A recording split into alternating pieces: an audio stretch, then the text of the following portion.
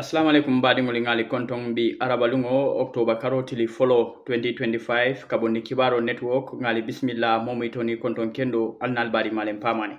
nata ko teke ka kibaro di alla kibaro to albamo ila United Democratic Party la treasurer mu yalon ko wala be setul chapter adiamuta taliben sudala kol ay tanjiro ke ko talib de amma keku adiamta talib nyoro mu yalon kay woleke place mu yalon ko le babul United Democratic Party kabrima tombon ka flag beara ka tambindi parti nyaton kaya kata election la 2026 abe diamu kan taliba e minke anislo manta andum fananga aya kenya men anislo fana manta andunga manyanton kaya jikay fana yitandi wo ko nyin kono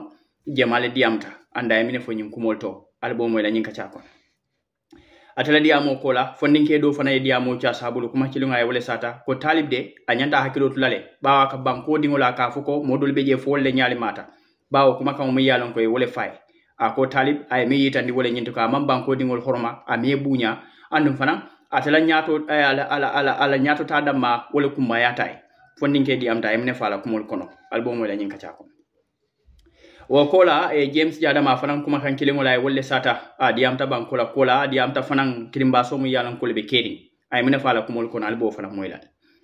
wala diamo kola Abu Maron diamuta fanan ay bambandiro ke kuma kan mu yalan ko muso do e wole fo aya fo talib en sudala koto andum fanan ay tandiro ke ko talib de momum ka support ma kan mu yalan ka be wole ke kan akoyte fo mom pare ka to nya sabatindi diamta ate Abu Maron ay mine fala kuma kan to albo fanan moyla medino ka chal kono ngalla moy ko mol ngami soto bulu kal tentu kal jeey kal nimba dal nal badi ma pamane la baraka ba jalla moy so na to don kal be kondo jang kal tentu kal jeey ali be kata kol meke kan wo kolto yo nga ka chal mel ki janu last time were UDP la internal politics is over UDP yela flag bearer tambon and wala mo Alhaji Hussein Numkunda Daboti o process nyin kono ku jama le keda je dole disappointment so je to me one thing I never ever want to talk about this process namna lafka diamala but it kind of bothers me a little bit the fact is this any one person for Muslim for Kelam for straight for gay whatever belief you have for a religious belief lamba for la gender ala for anything ning ite be party okono or be group okono or group of a leadership nyinena and then you are one of those that want to be that leader for the party or that group and then you end up not being elected or selected as that leader then in order for ni atara wo manke I am not going to stay in this group. That really bothers me a lot. Because what that shows to me, Marlon, maybe I think differently. But that shows to me that I am the best. If not me, nobody else. That approach never worked in life. It never worked in any leadership. Momorande febe kordale nyatubang. Febe bankola nyatubang. For do could leading 50 member team, 100 member team, thousands of people working under you. If you always come out and said, this is my decision, you either have to do that way or leave the company or whatever, that company never survives. It doesn't. Or you don't survive, last long in that leadership. So that's the part men understand. It really bothers me all along. In process men be carry. Resigned in the party or resigned in the palace or simply because people don't offer you what you want. That is bothering me. Because it shouldn't be that way. If we are genuine, that Benyim party or and party or I am up to a point that I should be a leader for this party. Or party that should have been your responsibility. Whatever that party makes, I need to stay in that party to make things happen. What I don't like it there, I'm going to work hard to improve that. And convince others to believe you. Because no man, one person, a man, woman, or whatever, can do things by yourself so long you belong to a group. or group can be a political party, or group can be a workplace, company. That group can be for Sati Olambang or a region. So my way or the highway never work. So ngamira debe yamaro mendila molla. Let's calm down and understand that that never work. So the party belongs to all of us. The allergies one and regardless of who's in the if I want it, I can apply. That part is not a problem. The problem is it has to be me. If it's not me, I'm not going to belong to the group. If it's not me, I am going to get out of the group. If it's not me, I am no longer wanted. Why?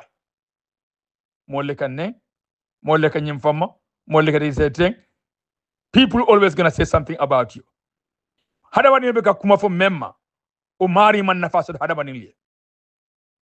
Every single person should be happy that somebody is saying something about you. That means you are relevant. That means you are relevant. Irrelevant person, nobody ever sees them. Nobody sees them. Especially going to say something about them because they are not important. If you are important, yes, we will say something about you. If you are relevant, we will see you. And when people see you, they will see something in you that they don't like. They will say it. That should not make any one person leave any group. Anyway, nakachati jamfalo quoto, nada don't now perspective about what is happening in Gambia right now, especially in United Democratic Party. But putting that aside, I want to talk about the options Gambian people in Amensoro. So I want to talk to you guys a little bit about who is lawyer Hussein Numkunda Dab. Why do UDP party, why are they so attracted to this man? And they refuse to change him for 30 good years. Because the man is principled. The man has integrity. He is smart, intelligent. He listens to people. And he doesn't jump to make judgments. But one thing may Latin men member killer ni Alaji Hussein Dab the Gambia president is that sanity will prevail. Luale Banko Sambala. Justice will be given to those who deserve it. One thing member Gambia gonna be. Gambia is a time bomb. I explore the lumen and nobody knows. Because molte sila banko kan e banko na flotinya. Molte sila banko kan e banko dingli fa simply because they could. And the president that's serving that country refuses to do anything about that and expect that that country is supposed to be running smoothly. It is not going to happen.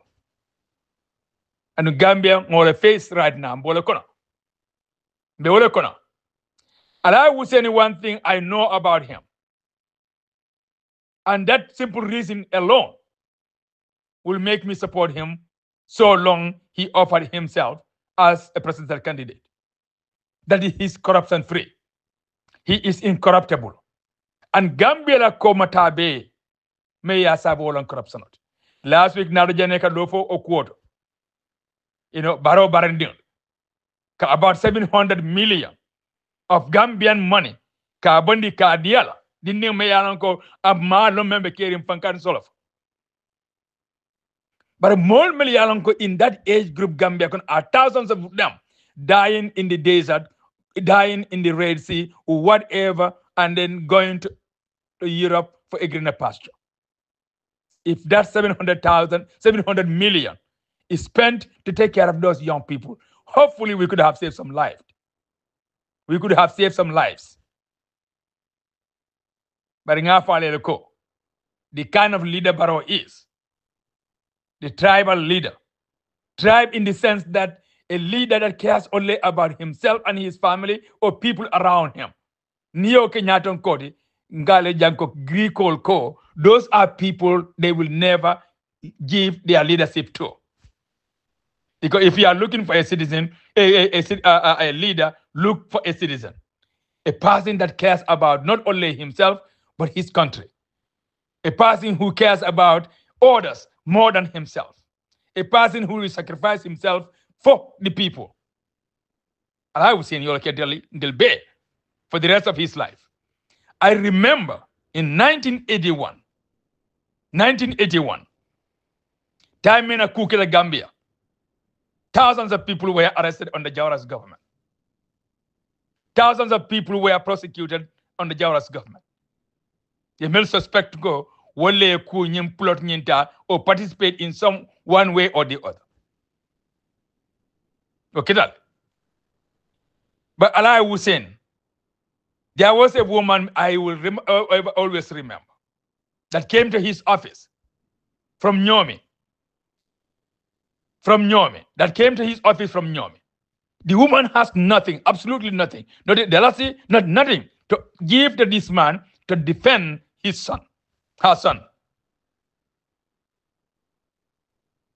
Another guy ko ngamo e ko itleka mo represent jang. Imu loyalty me along ko has integrity. Imu loyalty me along ko nalo da moli I at least most of them get their freedom. You can name Marco. Yamudale iko he's a participant in the coup. I don't have anything. Malam for Siseki Dental number that's what I have. Muskeba Nyola for Allah Hussein Yala office. But what the man did was even more surprising. Akaiko, I'm not gonna give this X back to you. I will keep it in my office to remind me why I went to school in the first place. My father, in Dobo, in Bansang, I encourage men. Lumen Bentel la Karamoto, Akonyeleko Alta school. Try to do your very best in school. Not but a school, you must come back and serve your people. That people is one of you. Those people are one of you, Meronyan. I saw your son, I will do what I can. I'll find out what he did. But I come buka more represent me alonko I banko latinya.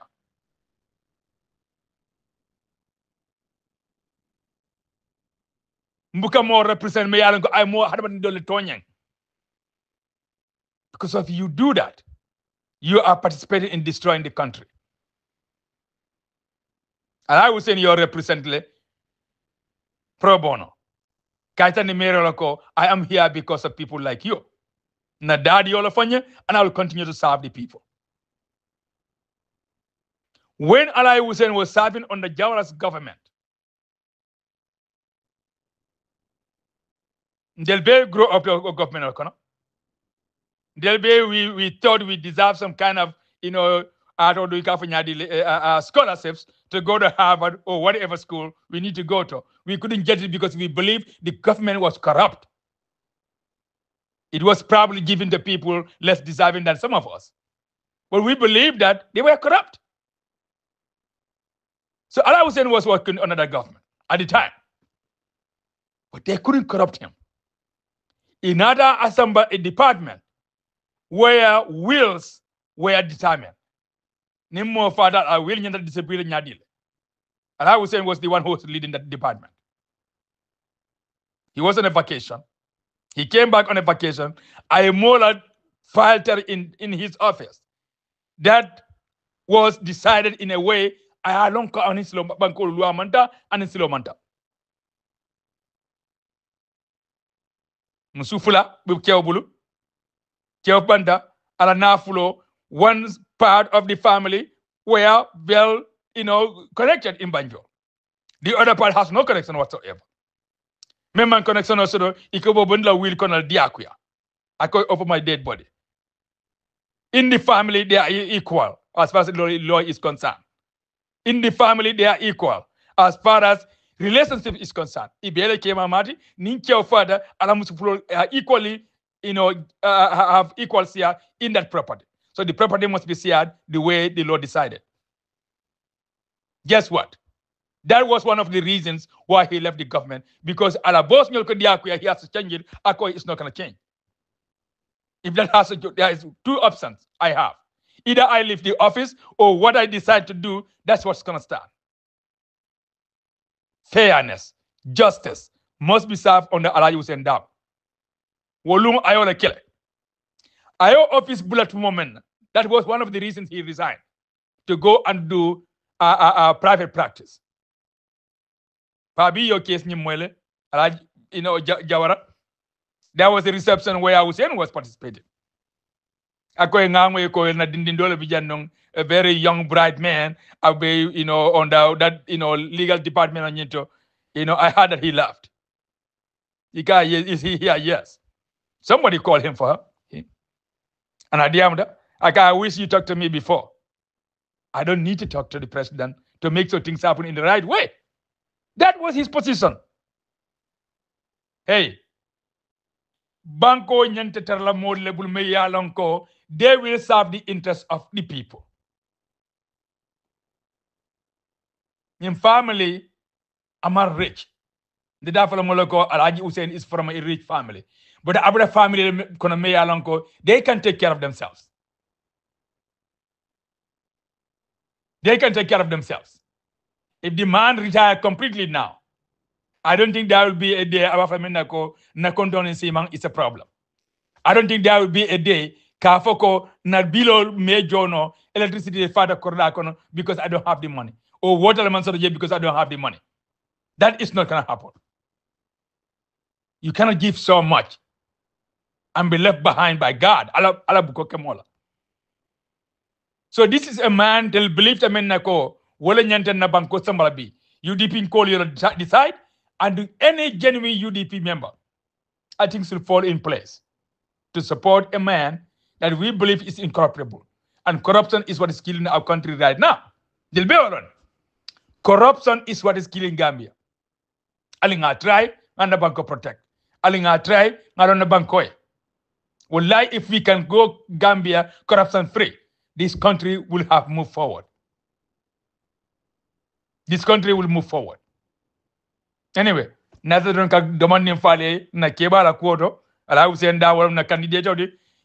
are a UDP member or not, I urge you to join us in supporting our party, our flag bearer. Option Flag More Gambia. There are two political parties. It's going to be one or the other. Alhaji Hussein Dabo or Adam Barrow. If you truly believe that corruption should be eliminated in Gambia, Alhaji Hussein is your candidate. If you truly believe tribalism, nonsense in Gambia, it needs to stop. We have to move forward as one Gambian. Alhaji Hussein Dabo is your candidate. Alhaji Hussein is your candidate. If you believe that justice must be served, so the Bankola nonsense to put the country on the straight path, Alhaji Hussein Dabo is your candidate. Delebele Captain Nyomajang, I don't know, constitutional create jam 2020 cost us so much money. Simply because of corruption. Anyway, Allah baraka, albadi malam Alhaji Suwane, alamanda banko tenkuna, alama yirwa si alaje. Delama la tresora Seattle chapter. Typical body bunga. The message of Kenya futa talib la forum mo ika forum la mol. Yenye message of futande talib na la mol. Number 1 afo talib yeko. Nyu wati kundinyo mengona te to fota doro. Fende fa da afo dajiko. Afo dajiko la tina kumo fotala. Wala tina mol ba to fokan. Ako for more confused every day talib. Afo talib yeko ateba min no kan sanji muwanin jelo wolon papa Hussein Dabo every day de ka loko baneng every day ni internet to ka diam every day molka kuma jawol faka monena maje lunkilinga finti banda akaka la mole response ko ka fo mole ko fe confused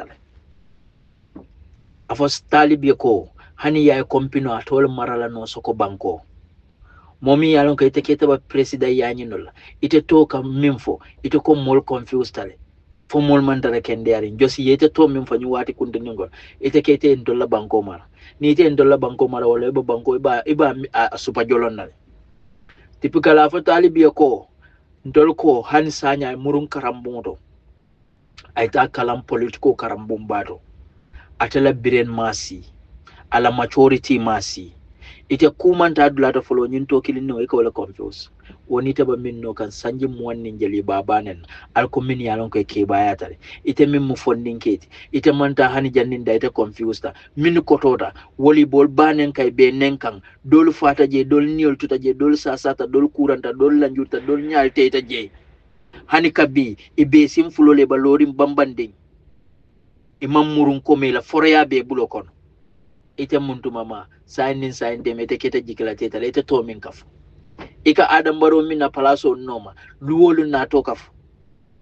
innena maje akom mol fe confused tal oto talib inila mol ale nyime wulindi tende ta nyato ta taleje al murun koma ale ta ya kompino nyini nale ya kompino so tali ya mara al sina gambia president ya nyini nganyene soto ka foye talibi ni la mol respect ko bor talib mol min be ka diam biriba meyo anyino la biribo nyini la pour ka ki KMC la kansuloti biribo nyini la mo mantara je mi yalon ko biri molba campaign le ma fo moye confused tale feba kende al ne fe mantara kende ari inyante check la psychological ke jibe feba kende al ne fete kende ari biri molbe nyini molbe tompon ne ba campaign kele iba wurre tola kuma dimal ba fo kay man confuse woto de bari nyindo ya jele ko ya jiko kuriyale ke daji kanta ya wala kay jamfa ke keta jamfantu te keta fisir walloti wala tinni to balla sauti bawti la ba lawti wawti la andum ba folal fo janni lummine ba murun ne kola ye finti e gambe no be apologize loy daw be danu ngabala kude ni ke ba ngabale kara kulo wala ka kuma kuruju abe kati paraw ha andita sotola so ariero ta talib ben suda ariero ta ye bunya di gambia nolla ika palaso le nyini mi yalon koy toba folale annon adiyate ya koy ate itoba folale ni malla fi wala wote kam min nyini boje ha ni malla fi sikumbale firfirino kan wote da kana mananka bola ba ni da mananka bola sikumbal ba firfirino kan na fo boye loy da bala ya be choppi je doro wote ka palaso min ngaba dunia be gambia be la palaso lom so fo asafo ite man fo palaso to fo ite silobla nin tol ngete ka wodla e ka fo mi ko fa fi sanin fa ka ko han adam barol fo ba officiality ti sanji ke sinya ke me sinya tal assalamu alaikum abu marum forum ngal be konto nyin tili bulola 2 minutes after 2 ndol be tembo min to jambe audio lamoy kan gambia yalo nimmen ka mira ko gambia la problemo UDP dam mala janta kellali nimmen ka wala moy walle ka shi ka o batu imam ba problemo ko no folon ali wuli nga kaf nyoma nga nyim banko nga bondi mol bulu men yalon ko skamal le muti ali wuli nga nyim banko bondi bul yala alman ko kilim faham gambia la ko gambia ko be nyamen baro fa be sirin dam baro fa malo memba yere kan jede baro membe keri baro la masakunda kono ni ko moy baro malong dol samira nun ko fo ika nyama to ya kumole fo bar wallahi baro fa malo memba la masakunda kono ko mbe keri ala masakunda kono baro malong amalon de yalon gambian ko lon ka fe ku kelinda hadama dingodi ni be marla molla ku fla beje nyanto sotlal de nyanta marla molla londo men ne nyanta londo sotlale ndu nyanta juso fanan sotlale nyanta ka tilingo sot in ku sabo ni manyu ni fota kilina nyunu kono ite manyana kala maral lati ni be molu marala molu nyanta marla londo men ne nyanta sotlal de amanke kuma ba fonin talin oti amanke oti de manzali ba amanke oti de maralo makuleti be yalonko la ilaha illallah nimbe molu tombo na meni be marla na nga mo kendo lu tombo ye maran na mol men yalonko ye maralo juso soto mol men yale maralo tilingo soto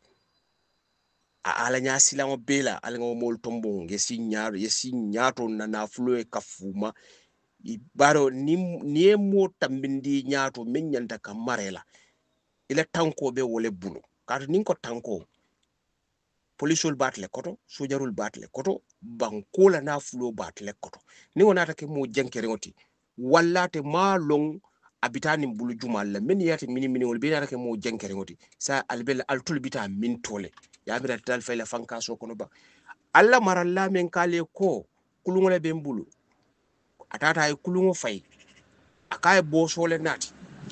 ali nyonto bolom boso kono doli e fayani palantero la dolu jitani bundala dolu moto singo fetenta sa be ji kanna montagne la bital fay la fanka so kono ali nyabala al bisiri nga kono al kafo no maybe nillo ta fita gara so to tumando rambe singo sokla andu ali manjiki wo jointo la ko simfalin singo men nyanta ka falin wala size bo jointo ali manta drive no mali ya muta ali ya bondi baro bala le moto break ale jiya kon al kasi al kafo no al ngata fo nyaato al bita bula men kon ali o moto sintere ko bal drive fo be minute dim baro la man pare ka bo baro bala mallono al na bita nyuri na kupita al fe mun nekata be fara mun to nyim police solu ko men be kurukuru kan nyim police kundato al malo baral bina londal Sidi Touré men be nyin jondo Sidi Touré mo manden ka dingolti bare Sidi Touré ba sin kolobos kebe kulu de da kan ko ye menke fenke cintela tondi ye menke cintela landin cintela I pareta wole kala Sidi fanana ka sin kolobosa ko ibajala ko be place woni soto la nyame bar Sidi be Sidi jondo Sidi jigite na ko baro bare musola ka futuwaye bar Sidi fa mala be jamfa men kono Sidi parede e kela wulindi kamma te tula nyim place soto walla ku fulalende iteni to liye kele janni be kele la because ni man pare kamme parete kammal e be singo bol kolobos ko mobe lo mobe ni mobe diamola ka fa nyen ko mba make so la ngaje ko part jalle ke IGPT nyim bankunka life aka fo nyite na manu ko fa ako part jalle be kel IGPT e ba make so like IGPT say we mo ne min sidi mu IGPT ka fo mo len ko mba make so la parte ke IGPT woti say nyindi ni men fate njondu say ko albula nyin ko no made ali investigation okay ko la kende kede nyindi ne la saya kana ta invent gambe dingul yalo nko ibuka fo e kar fate ka jele ka tu faram be rangoton lumbe si buto be banna fanan kana ni ko e kar si o bandal yal ni ko mole si ba mol kamera kudol hani si ole be baluoto si o be la ni si o bande be fala wotula ni ko kar fata o si o bandal ala si ole bat so ite membe jeto sa itle si o tuta jeto andi fanda banda what say niyo kuma kama foi ite ka jele wala ifata nyandal ne ifata ta kanal so say sidi wala tinne be siri nyin jointo be defa malo fonyo membe feka a fonyo be futale ballo me be defa ko pus ka be fa la mulu chet because yalon Gambia alanga nyaayele wala tinda nyimmen ye UDP farate tate fay alanga pare nyunu kamma alinga pare nyunu kam billa wala la kurto na la beltol na la samatul city nen nyunu ye kele ka tambin ni baro ye kelo mek because nyunu menu farata nyunu mu mo jaw balelti because nyullel pareta say ko bita rawno la ka fo molien ko UDP mandin ka patioleti ali la boy jande ibe wole preparation la say baral nga make so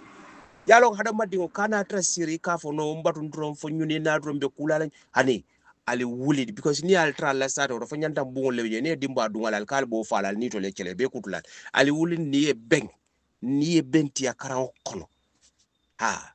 ali nga wulid ni nyuni e benge damage birin sa that's the only solution wana ni ibra diba mo ka fo ha altol mil bota nyul la nyen joento al kana nyin kana kala nga nyori ka fo be pati hotel ite fango e pati men teo decide pareta ya dum mol bul inata tubabu du iye mol inje tubabu du jam mol be lori mol nyaabe le ni mol be diam le mabota fensol koma jam mol nyaay wallahi billahi mol nyaabe la mol be sirinja mol nyaabe la ablay kany ni morobe tambile yaaje duro mabota moto mabota du mol be sirin mol nyaaballa yalo membe keri al yamira fu mul nyamata mul nyamma mul yal min bekiri al tul be parela al tul kamale nal tul be celo ben kan har baro nata ko because munen baro wo en jamfale tile bla kunte ngo tajele baro tumo ne be ku kilim baro keta mansati baro ko inkumben fengo be babul al tul fane na sayin al tul ko ha baro jarta ndem nal fane saya e fisa ate kala jam bi ate kala jam so al balla kul kala baralte kanala mukula bada mba make sure la mbali janjan na albet tinyala ate kala jambi ate kala jan so kele jam biate kele jam som alta mola kuto to bari kata dende fito ko be fito wurala al dum ta dawda be dum nal no al dum da kolo ko be siso kulkulal ka jale fi wo politique nore ngoni ngo kallanda politiko ali pare nali kangola nambe kangola lalla be kangola lalla al pare al walatina ben sude pare ila na fulo be kasara kela tato morome ya men ko kalimara di mol kane bulba di mol le fonyole dubul fonyole dubul itata mo morome ya yebo yo men sambene ko nyande kula wala tili worawula ibe ni mol bita fonkola ton di flag bi aran to mole betle tobon yetal de ko la borol be fay kanne bat kenni wa foyne akoyen ko ngamoje nyato wonde ciakantide womu jala yiroltide jenkayde ni man jenkay la kariya bebe tinyala andu wala keta la altul minni bebe kurkur kam pour kala useni malundi albe malu kala gambia yala alki suman baro ya soto le fuka pare baro ba soto la watu minna la useni be bulleto al nyanta jal ne fahamula alla na nyali mankiliya alla ke nyali mankiliya kabri 2021 election o botal al tule nyin ko kurkur al be campagne la duma al tara suku singata noma al kayen ko lafita nyin place o pour ka di talibel ale suku press al ya press fal ya bondi nyin place o al ya di bensu dala kabri ngo wato al be nyin kuruya ko de dakan fal ya mol malo mol yalo ne membe kerinde mbal la moy kannu ngotu mo wala na sa en kalen ko ali ngo bondi ko kono de ka fo be sila be batuna ni mo ni doko kane kam majoran table ni singote bola fere doket naye traje naye sey doko letitat bari altul jelem fananga joral parendal kambal ngacci dol din terawol bel parendal tul kam dalbe nyoko tela tal wotla mukula bada alngata do albe men data ben ate benna nying mol men yalon ko alta alkata kayele mol yal kafo en ko mandin ko le moy ko talbite kala abe wuli ya dang katu mune mu jumale le talbike talbite KNC jumale le carte fay talbinata from abotnan doya nata UDP last passing me ya apply ya kundi jeto mun kamma bala horomo kam ya kundi place diale e modol bondi jeto sam bi naltol nata bi alko kote kalbina murna kote kalbe flag biara fanantala albo fanan kude tala molbul ali pare hanal manke odinti ali pare alta kurtu jama sande katu mennu balla wal be farlal أعوذ بالله من الشيطان الرجيم بسم الله الرحمن الرحيم كما لالو نلا موي لالو الفا بونياري مولو أكيلا موسولا مفنان نادا كالالي كان عربال ونين سومان دالا نتولا واتوتو نين 1156 واتو para hani bimbe soman da kono mba fulali be alisama bayri adoyata nyawanyang miniti nani bembulle hani bi nyin somanda ndasta kadun tilibulo kono it's almost 4 minutes mbe nyin audio dadaka wato men oto mba fulali be alisama kalandi tan kasama jabi nyela audio lamoy nga samba nan jam fana ila audio nyin anin horomo tata anin bunya tata ibe kuma kan inyon lansari dingwe ibe kuma kan ay badi yala ibe kuma kan ay banko dadala ibe kuma kan ay hadama dingo cendo me ya dada ifan bulo la mandinga kaunto kana ubaro kana na ya ke fam bulu ya ke fam bulu sew kolon singote Allahu akbar kolongo men ya sing ala ye ma koy fanan ajiyo diyata kon tolla sate o kono nte wuluta ne mo men kono man sola de marot nga tara kolongo men ben na so kono ika fay sara kolong ika fay muna kamadia jiyo nyin na dia ika kumandi wala sara kolong ifanwe o doko menche yew kolongo ya sing ale ma koy fana jiyo diada fo mo lo kabo kunda doluto e kana o kolongo je nyini kata kela jibinda lu kono pour que mi ngala mun kam ma jio diata o mu manta be mbalate o mu do ko bala fanante ifawe o kolon men sin a jobe diari molu ba min kan ifawe na muru kaw kolon ta man din ka kawdo kana ke seo la kolon singoti iye la kolon men sin ifawe na muru ya be sare ora sike bala fati baraka sama jabi diamuta ibrahima e ani bunya tata ani koromo tata ani wuluo tata ani kanunte ya tata ndo yenyi mem faye nyanta wala falay ay baro chele baro labango amanya na chele nyindi is hanni me kungoje hanni me ilafte kungo damma ilafta wala jala hani bi altala dani ye kana o miralo ma yeta ye miralo soto miralo me yalon ko ni Gambia dingol be ala sene mo soto don nyame badin Gambian ko kuma cilin mbe wala seneyan de la jang politiko alikana londi nyin kan de kuncile mo men diata nte wala nyanda ka ce politiko kono hani badin Gambian ko mbe murla kan politiko ku kolemba bar politiko be lorin sobe yala kan nyanta lola sobe yala kan men ko te al ndila sobe men ko itata landila sobe ya kan men ko teta landila sobe ya kan ite politiko support la sobe ya kan ite jenke men ko be politiko iba sembendila nyin damala ite la finna ko we tama ite la finna ko we tama ite bo politiko kono kan du wonana te sotola politiko cendo man kurungole fo de men ni balu politiko la mofo bari cendo cenda be politiko kono wo cendo njikita ko abela miralo mu nyinati this is nyina tambita nde kuŋola ñi mu bankolete jenkole be banko kan jenkole be banko kan wo jenko amankete damma jenko itele ba je kan abe banko dingole be kan banko dingole be kan banko dingole be ba je kan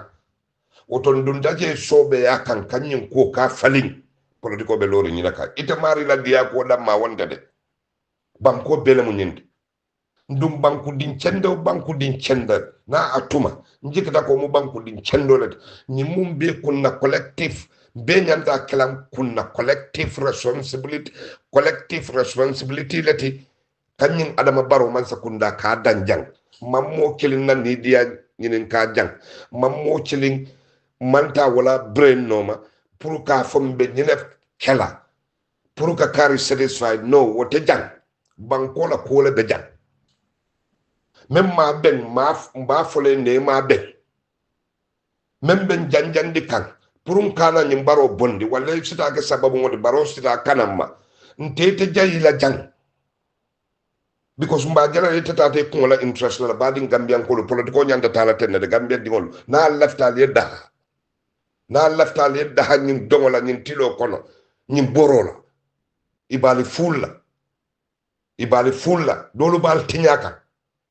ning alatem dolu fanam be politiko kono damma la batara ya tinyaro doron ka wandi ko dal kono tinyaro doron ba alingan na politiko warandi nyenti badin Gambia din cendolu acela musula ala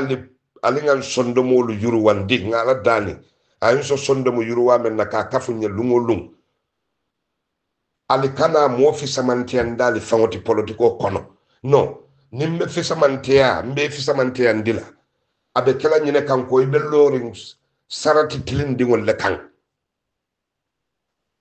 o sarati tilindingol wala be de kanandila te mari kanandi bara kana cenyindi ko ite be don kanko men fongole ma reason long wala be men support kay ma reason no fangolo no i fanyinen kay reason no long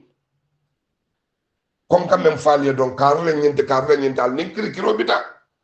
ha nin dolu ko karinte albe kam fala wolu kamma faka jarale nyo jata li pola no yalla men nyanta jarala yewla banko not individual momo fitino fana samana UDP kono UDP dingolu alikana tentu alikana jay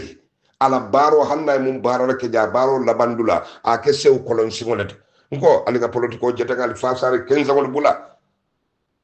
alika kanyola brain kanyola mindset nyimi ala bula kanyo warande politiko kono ala bula kanyo warandi politiko kono nyanta kela dalilo mente ningo nyanta ka soto tilingo nin tonya momo lo taw kambe wala warandi la ngamen warandi te na joyato nga jele fanan kaja feto damen ayo sabatindil anala nyin cendol so wala be nyin ko kono de wala be nyin ko kono de momo ma ceku mbafole ma ceku momo kalabante ame ma mire na ta laba kalabante alambe wala fole ndu ibe ite kala sati jang iwo messe man be li pala wala to yeta janni ka guro ha janni ka guro wala be cala ndu wala be cal nyimmen ka diamu ta nyimu so men ngala audio samananja momo ka kumo moy ibuka kumo domo ibalo nara nyin afamu jumalde nyin kasama jabi men diamu ta tek nsa fono nyamen tendo nsa landino nyamen ni mari la miralo ya la dani ya yurwandi do ibalo na jumala digo mu nyint jumala digo be kuma kande badin gambian kolo hanne nyin lamoy ko me yalon ko molu me fama nyolo e dingolu me fama nyo e mama nyaada long fuare la te kanjak bata la te kanjak bari lata ko be tonya la kambot indian hanni be yomal kiyamale bari bitaw yomal kiyama wato men allah taala ila balwoni nyandil moro abu karamba kasama nyol la nyim baro alin kana ke kensangoluti alin lo tonya kan allah kalafi mo kun cilimola mo kuncilimo me alon ifa wa alon ka silo bulale ni bamuta koma woto wala na la kunda baraka de ni la kunda lut woto wala na la kunda lu baraka de la kunda nye no ma ko menna late la nye bunya nganna karre ke so fayi ndate la mitindula tilokol ngaw jiko soto to ko men kamma ite nawo jiko tinya yebo ko kono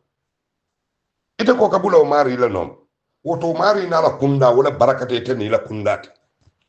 my friend nyo sabata nyinto mbe banko le fo kanjang alinga na banko le kanundu mbe na banko le kanula mo kunchili wonde hadi alaji usenu daba ay ke banko le wallahi nte ni nyon ni aje ndebe kumala nte mo cheba hajo tiyolet nte manche mo kalantante hani men tenko akumoto yalon ne ko billahi ni ndiyamo ko ni amo e kalon ne nyinde mo kuntande ndum manna politiko kono kunta yal manna politiko kono mo nyaanyini la nta cala mba wulanci billahi mbe warandila mbe nyanne tol mun kamma ila karakta ntaka wala to tamena bari ni be den na toñala kande ndumbe ya maro le fole ya maro me yalon ko wala mu wutala kanoti wala mu banko di wala kanoti bari te ko memben te fe moli do ye buna wo kumota fala imari itale ta mo moluti itale ta molti fo mela baroje kunu nganaje bi anin bara men fana ngaje le kunu mbe dadal na wato men abenyame amari benyame anin bi abenyame sal tol ko wala to kana fo ngaw kumola jolom imari ke fa wala cetu la bunko ibalon nan to man na fe ala nyim politiko ko tilingo nin tonya to no tilingo tonya ndum cendo be ali salla politiko lo wo kan ali kana muru koma ibe mo support like tonya kande mo kam mo George no ala mirol bannabe tonya kay kajala wo tonya fana nayo bulalu men boya akungola kano abe wala noma ifana mbe kungola kano la noma wala mu banko de mbe dandamen sada kungo e kana banko man kana ite ko e buna o noma kotek woto ite mari billahi me bani fala duwa so ha bigo momo ni e bani fala duwa so ani mo kende duwa moro billahi la nafa te danna ila miro te danne iteni yelol damman nka fole nga foti ka fo nko hadamadi ni te la nafa o danda ikungola la ni la molu ila krabolo ila molu mun ila krabolo billahi tala duwa jabo soto manchita go alay hadamadi ngula en sambanan kanyo nafale so be yakan kanyo nafa kanyo sutura kanyo wala na hani jakko aya bulankun ifamo harjew men aye swala yemen soto kono akoy bayan force jako iba bonde la bire lande ta soto sandin sak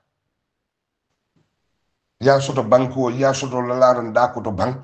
ya ma bola paja so ko to bank ya dinko la simbang ya da sil ko do membe je na sansi Allah taala ko a bondi ya jakodi wala na duniyan ka fo halama dingo de ko momo tela nafa dante kungla ani la kera bolu itala duwa jabo soto manjetal ha ani ngin tuba bolu men ibuka sujudi bare fontela nafa la kono ibukela nafa la china ale ka do mo lungolu millions of milliards yanyin technology li samana fali yalon politiko isa keno whatsapp isa keno facebook isa keno instagram yake x yake tiktok nyelle mu dunya la hadama din nafa muluti mfalanka wala duwa bari nafa yikun cilingo kan al tolu kon tolu ngando te walle te kan e ka fo be silante sondo mo kan duma to santo e ka fo ni ha yalon alinga keteng a cela bun kono nyama te kala ja onkulu ngali be konton onkulu jantening aliman ben kancelin na de ha nyim pointo do nalta ben na kancelin toto mo man talibu Ahmed Bensouda mo ma tinya talibu fangole ba fantinya kan talib fangole ba fantinya kan moro baro man bulu soto nyinto baro man bulu soto je num baro man sila talibu campagne ya billahi baro adama baro man sila talibu Ahmed Bensouda campagne ya la na ba fayi dira bota na da UDP kono baro ya lonne ko billahi talibu si succeed non bar bimbe tembo men to bi Gambia dingo be signi long ko billahi baro silata UDP le politique nyoyala talibu Ahmed Bensouda alikana makama diala jang billahi totala sako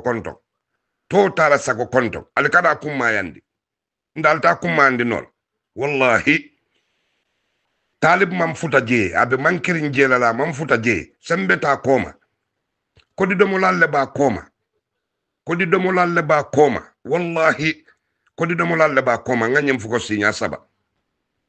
adama baro man bulu soto nyento de talibu ya lonne katambi internal tolu bela anata UDP nyamen aning ay manse a soto nyamen kandu meoya bunyani horomoto manse alem talibu ya lonna nem bilmin tolem talibu ya lonna la dunya na fulo kafuta nyadi lem hey nyo suturo be kerim fali ya mera talibu la kala kodoke UDP hani UDP la kodo pala so do koy manse ala do nyama hani bibi la niente abu maro ne samba meo yala nyim west coast le jadam ban nyim KMC le jadam ban nyim banjul le jadam ban nsi kuke almeyi la même akonta kolto birinjam fo abroad birinjam fo America to tela sako konton adama baro la jam faya wo lance de mata Gambia hana dena nolu male mfutata talibu le be jam fa chekan aya lonna mune keta jang a lonna mune be chekan jang muna nete be kunkilmo mirala ite be juso kele fanna molla sukuro kan iko kate fan sum patiollo itele be adama baro bondo kole andi kan Gambia dingolu bulu Gambia dingo be adin jumalu mennu lafita adama baro e boman sayala ngada talib na la molle be kole andi kan molu bulu because itol yalo ne tolta nola ni UDP itol te pati lola même mo be siala UDP no way alinga si nali amira ka même fo talibu ye Gambia fulo be carte o fayline Gambia surwale be carte o fayline Gambia manja gol be carte o fayline Gambia kayle mo be carte o fayline be kanyina duku ibe kanyina duku yanyina dunga to fanang billahi birabota UDP alingata ni adama baro londi ya talib Ahmed Bensouda londi alama kala nali be nyala jang ya tulo fandi men ko Gambia fulo be carte o fayla talibule Gambia khayla mo be carte o fayla talibule billahi alisi jang ali kana so ye mo kilin tulo nyemindala ata fulato ata mandin kata ata bapel adama baro nanin talibule lota jang misal do nga UDP fa jengen billahi din gambia fulol mu wuli kilen gambia fula keme woro wulo bebe karto fayla adama barole moro e kanyin nane la alingata politiko to ñine be politiko kole andi kam bulu ito la fane jam fa dadi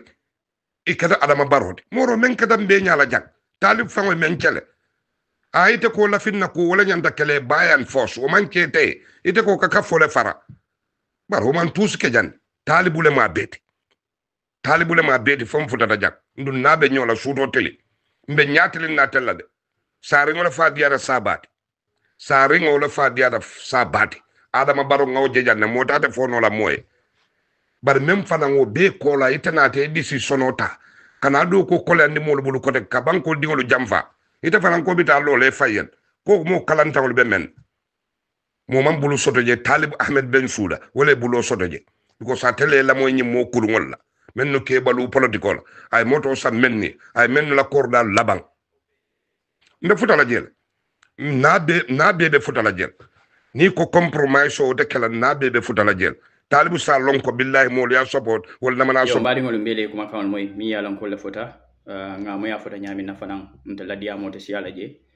kamo be tentu don kamo be fanan jayi kamo be nimbara mo yalan ko le be lamoy kan banko kuno anim banko bantala yo al nal badi malem pamane ala barka ba jalla na moy kunyi